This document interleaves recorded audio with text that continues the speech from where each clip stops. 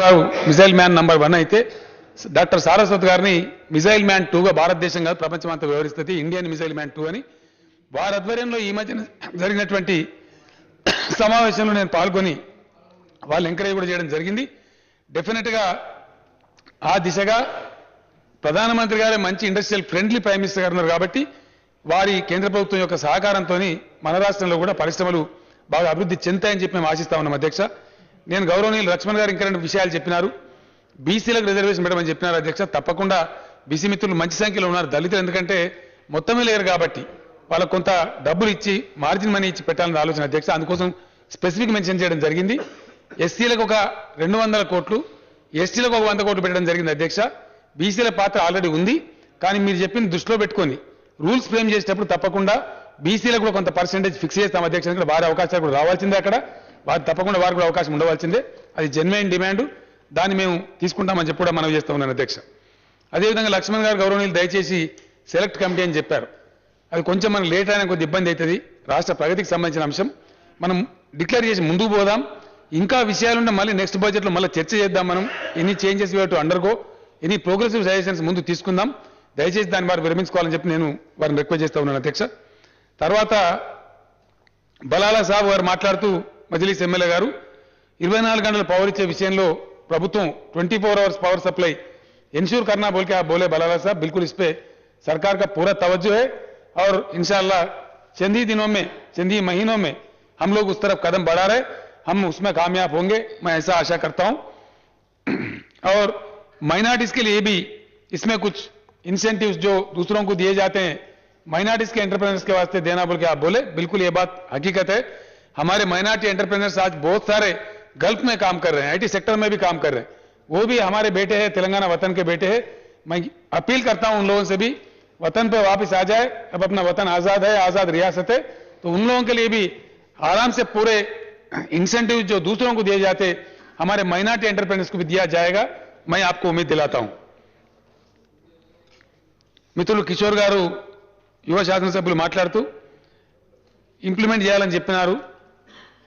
తప్పకుండా చెప్పి ఊరుకోవడం కాదు, ప్రాక్టికల్ గా పాలసీ ఎట్లా చెప్పినారో ఆచరణలో కూడా అట్లా కనపడాలి. చెప్పిన దానికంటే గొప్ప కనపడాలని చెప్పి వారు ఆశించినారు. అధ్యక్ష, వారు యువకులు కాబట్టి అట్లా ఆశించడంలో తప్పులేదు. 100% దాన్ని ఆచరణలో రుజువు చేసి చూపిస్తాం. అధ్యక్ష, 82 కోట్లు ముఖ్యమంత్రి గారు ఇన్స్టెంట్ గా మాఫీ చేశారని చెప్పి వారు చెప్పినారు. వాస్తవమే అధ్యక్ష, అది చిన్న రాయితీనే, బకాయిలు పడి ఉంటే వాళ్ళు నష్టపోతామని చెప్తే పాలసీలో ఇన్స్టెంట్ గా అప్పటికప్పుడే చెప్పి వాళ్ళకి రిలీఫ్ కూడా ఇవ్వడం జరిగింది. తర్వాత గత ప్రభుత్వం ఇన్సెంటివ్స్ ఏదైతే బకాయిలు పెట్టిందో దాన్ని క్లియర్ చేస్తామని నేను మనవి చేశాను 568 కోట్లు. అది మనం అవి విడుదల చేస్తాం. అధ్యక్ష, వాళ్ళు డిస్ప్లీస్ కాకుండా ఆ రకంగా ముందుకు పోదామని చెప్పి నేను మనవి చేస్తా ఉన్నాను.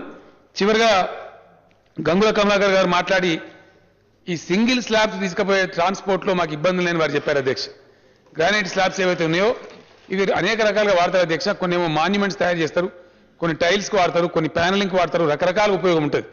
ఒక్కొక్క దేశంలో ఒక్కొక్క టేస్ట్ ఉంటుంది. అధ్యక్ష, ఏది ఏమైనప్పటికీ మన రాష్ట్ర ఉత్పత్తులు బయటికి పోవాలన్నప్పుడు ఈ సింగిల్ స్లాబ్ ట్రాన్స్పోర్టేషన్ కూడా ఉండాలి. ఇటీవలనే కరీంనగర్ జిల్లా ఇతర జిల్లాల నుంచి వాళ్ళు వచ్చి గ్రానైట్ పరిశ్రమ వారు నాకు చెప్పారు.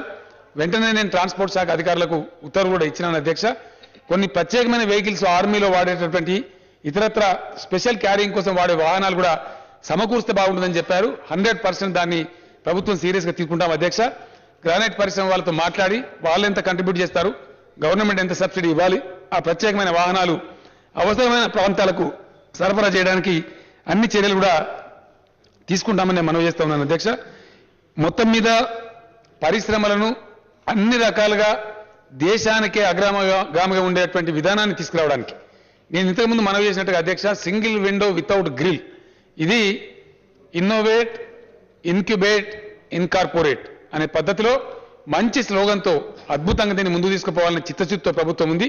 గౌరవ సభ్యులందరూ కూడా అన్ని పార్టీలకు సంబంధించిన వాళ్ళు ఈ బిల్లును బలపరచడం, ఈ బిల్లును వ్యతిరేకించకుండా బలపరచడం చాలా ప్రోత్సాహాన్ని ఇస్తా ఉంది. మనందరం కూడా దయచేసి ఇంకా దీన్ని సెలెక్ట్ కమిటీలో ఇంకోటి శశబిచ్చలు పెట్టకుండా క్లారిఫికేషన్ చెప్పుకుందాం. అధ్యక్ష, దానికి అభ్యంతరం లేదు. కానీ దీన్ని మనం క్యారీ ఫార్వర్డ్ చేద్దాం, ఒక క్లారియాను కాలిద్దాం. ప్రపంచంలో ఉండే పారిశ్రామికవేత్తలకు, మన తెలంగాణ ఎన్ఆర్ఐలకు, ఆసక్తి ఉన్నటువంటి ఇన్వెస్టర్స్ ని ఆహ్వానిద్దామని మనవి చేస్తూ అందరూ కూడా మద్దతు ఇచ్చినందుకు ఏకగ్రీవంగా ఈ బిల్లును పాస్ చేద్దామని కోరుతూ సెలవు తీసుకుంటున్నా అధ్యక్ష.